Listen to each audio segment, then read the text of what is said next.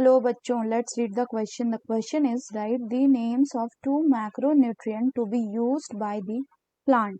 तो आइए देखते हैं हम इसका की कंसेप्ट. तो अगर हम बात करें इसके की कंसेप्ट की, तो इसका की कंसेप्ट हो जाएगा बच्चों मैक्रो न्यूट्रिएंट्स.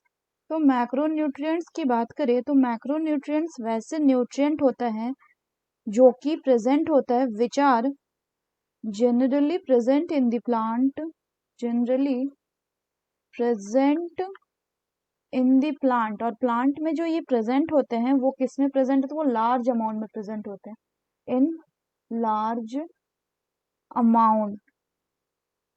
इसमें कौन कौन से आते हैं, इसमें जैसे आ गए आपके मैक्रोन्यूट्रिएंट में carbon, hydrogen, oxygen, sulphur, potassium etcetera. इसमें हमें 2 मैक्रोन्यूट्रिएंट बताना था, हमने इतना सारा बता दिया. अब हमने एक का फंक्शन देख लेते हैं. यहाँ पे हमें ये ध्यान रखना है कि ये जो कार्बन,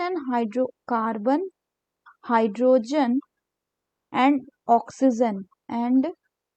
ऑक्सीजन ये तीनों जो होते हैं ये मेनली ऑब्टेन किए जाते हैं कहाँ से, they are mainly obtained from CO2 and H2O.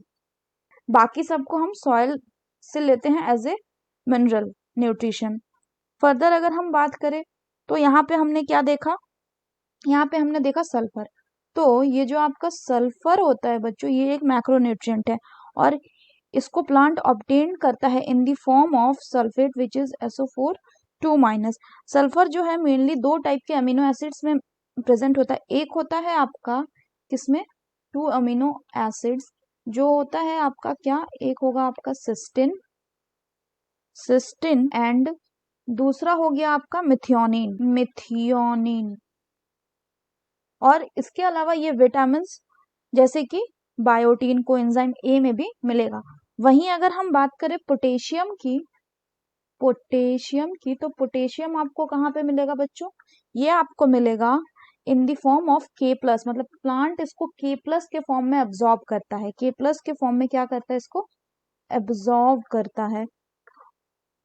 और जनरली जो पोटेशियम होता है ये मेंटेन करता है एनायन कैटायन बैलेंस को सेल में. It maintain the anion cation balance.